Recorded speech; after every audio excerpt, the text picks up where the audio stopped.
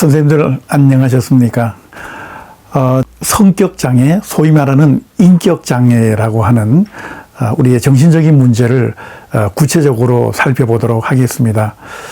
보통은 인격장애라고도 얘기하고 성격장애라고 얘기하지만 진단용어로는 성격장애라고 합니다.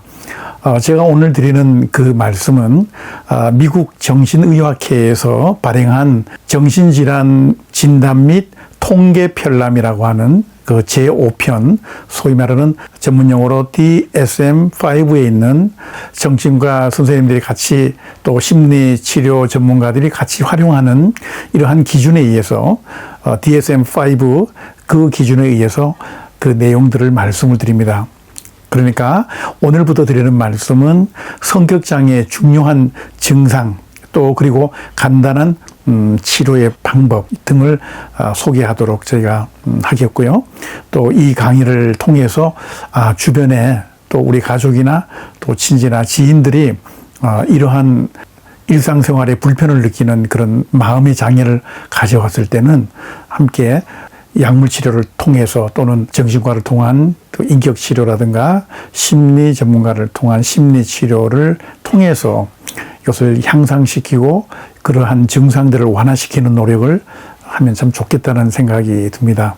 먼저 우리가 성격장애라는 말들을 일반 상식적으로 말은 하고 있는데요. 좀 쉽게 우리가 성격장애 혹은 인격장애가 무엇인가 하는 것을 말씀을 한번 드려보도록 하겠습니다. 우선 이 성격장애를 지닌 분들의 일반적인 특성을 보면 굉장히 사고방식이 경직되어 있습니다. 그러니까 사고방식이 경직되다 보니까 주변 상황에 잘 적응하지 못하고 특별히 변화에 적응하지 못하니까 굉장한 스트레스 반응을 많이 일으키게 됩니다. 이렇게 해서 주관적인 고통을 유발해서 주변 사람들을 불편하게 하거나 또 본인 스스로도 몸과 마음에 심각한 기능장애를 가져오게 됩니다. 이렇게 그 성격장애나 그 인격장애는 성숙되지 못한 그 모습을 보이기 때문에 우리가 인격장애라는 말을 많이 쓰게 됩니다. 무엇보다도 이 성격장애는 이 완고한 성격을 갖고 있습니다. 그리고 일을 능숙하게 타인과 잘 소통하면서 처리하는 것이 굉장히 미숙합니다. 그리고 일하는 방식이나 또 남을 사랑하고 배려하는 것들이 잘 되질 않아서 늘 다른 사람과의 관계가 힘들어집니다. 쉽게 말하면 자주 다투게 되고 또 자주 화를 내면서 주변과 조화가 다 깨어지는 이런 상황입니다. 이러한 성격장애는 우리가 혼동하지 말아야 될 것이 하나 있는 것이 일시적으로 우리가 굉장한 스트레스 반응을 일으키거나 격렬한 분노를 일으키는 것은 이것은 정신장애나 성격장애에 속하지 않습니다. 이 성격장애는 오랜 기간에 걸쳐서 특별히 청소년기나 성인 초기부터 이것이 발생이 되고 또 나타나기 때문에 오랫동안 장기적으로 변함없이 지속됐다는 이러한 특징을 가지고 있습니다. 그래서 이러한 그 성격 장애를 가진 분들은 치료가 쉽지는 않습니다. 그 과정이 어릴 적부터 서서히 만성적으로 쌓여왔기 때문에 그런 어려움이 있는 것이거든요. 그래서 그 특성을 잘 이해하면서 오늘 특별히 소개할 것은 첫 번째 시간으로 편집성 성격장애를 한번 말씀을 드려보겠습니다. 우리가 편집증이라는 말을 많이 쓰는데요. 편집성 성격장애나 편집성 인격장애라는 말은 한마디로 말씀을 드릴 수 있다면 우선 타인을 쉽게 믿지 못한다는 특징을 갖고 있습니다.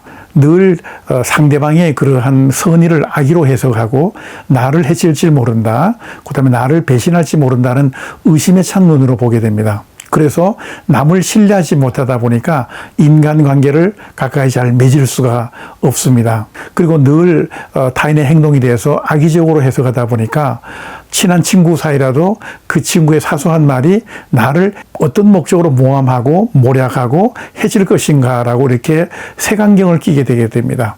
그러니까 가까운 친구들도 점점 멀어지게 되고 본인도 점점 외로워지게 됩니다. 이런 반면에 자기 자신에 대해서는 과대평가하는 특징을 갖고 있습니다.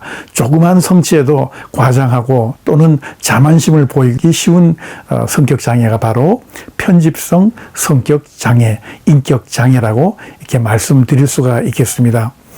또 한 가지 특징은 이 편집성 성격 장애는 자신에게 좀 서운한 일을 행동을 한 사람이나 자신의 뜻에 맞지 않는 사람에 대해서 지속적으로 원한의 감정을 갖고 있습니다. 그러므로 늘 경계하면서 내가 혹시나 남에게 배신당하지는 않을까 하는 두려움이 항상 가득 차 있습니다. 그렇기 때문에 이 편집성 성격 장애를 가진 분들은 남에게 의존하는 것을 되게 싫어합니다. 남에게 의존했다가 또 그 사람이 언제 변절할지 모르고 배신할지 모른다는 두려움으로 인해서 늘 자기 문제를 자기 틀 안에서 해결을 하려고 하는 이 고립적인 그런 특성을 보이고 있다고 볼 수 있습니다.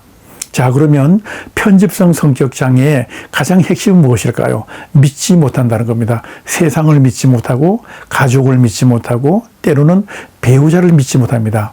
그래서 이유 없이 배우자나 또는 자기 애인을 혹시 바람피지 않나 이렇게 의심하는 경향도 짙어가고 이러한 생각이 쌓여갈 때마다 집착의 현상도 보이게 됩니다. 그러면 상대방은 굉장한 두려움과 불편함을 느끼게 되고 또 그 인간관계도 깨어지게 됩니다. 이렇게 편집성 성격 장애는 장기간에 지속적으로 만들어졌고 그리고 기본적인 틀이 남을 신뢰하지 못하는 틀 속에 있기 때문에 정말 시정하고 치료하기가 쉽지 않습니다. 굉장히 까다로운 그 성격 장애라고 하는 그 한 부분에 속하는데요. 제가 권해드리고 싶은 것은 심리치료 전문가나 또 정신과 의사 선생님의 그 진단을 확실히 받아보는 것이 좋습니다. 대략 제가 말씀드린 이러한 성향이 있고 본인들은 잘 치료받으려고 하질 않습니다.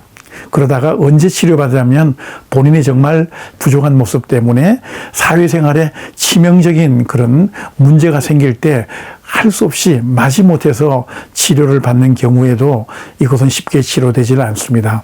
만약 우리가 전문가의 치료를 받는다면 의사 선생님이나 심리치료 전문가들이 잘 치료하시겠지만 어떤 방향으로 치료를 해야 되냐면 서서히 아주 낮은 속도로 느릿느릿 많은 시간을 가지면서 세상을 믿지 못하는 것이니까 세상에 대한 신뢰감을 회복시켜가는 이러한 치료 방법이 가장 중요합니다. 여기는 물론 사람을 바라보는 방법, 세상을 바라보는 방향을 고쳐야 되니까 인지치료의 그런 방식도 굉장히 유용합니다. 그리고 오늘 이 시간을 통해서 제가 하나 더 강조해 드릴 것은 이제 앞으로 하나하나 성격장애나 정신장애에 대한 특징을 말씀드려서 이것을 시청하시는 선생님들이 혹시 주변에 그런 분들이 계시면 조기에 치료하도록 도와주는 역할을 할 텐데요. 보편적으로 보면 어떤 정신병도 마찬가지지만 그 원인이 두 가지로 볼 수가 있습니다. 물론 이런 증상도 절대적인 것은 아닙니다. 왜냐하면 그 사회의 문화적인 영향, 환경적인 영향을 받기 때문에 대충 이렇다 하는 기준만 말씀드리는 것이지 100% 정확하지는 않습니다. 그리고 그것을 분석해 보면 내인적 성향, 다시 말하면 그것이 유전적인 소인을 보이거나 또 신체 생리적인 현황을 보일 때는 이것은 심리치료는 어렵습니다. 이것은 정신과 의사 선생님을 통한 약물치료 또는 필요할 때는 심리치료를 병행해야 되고 또 외현성 장애, 다시 말하면 세상을 살아가면서 인간관계를 하다 보니까 이러한 편집형 성격을 가지게 됐다라고 확실하게 인식이 될 때는 이때는 심리치료도 가능하다라고 말씀을 드릴 수가 있겠습니다. 그러니까 모든 정신병적인 요소에는 약물치료와 때로는 심리치료가 병행돼야 된다는 것이 가장 현재로서는 효과가 있다라고 많은 연구가 발표가 되고 있습니다. 오늘은 편집성 성격 장애에 대해서 짧지만 간단하게 그 특징만을 한번 짚어서 말씀을 드려보았습니다. 그럼 또 다음 시간에는 조현성 성격 장애 이러한 주제를 가지고 여러분과 만나도록 하겠습니다. 오늘 대단히 감사합니다.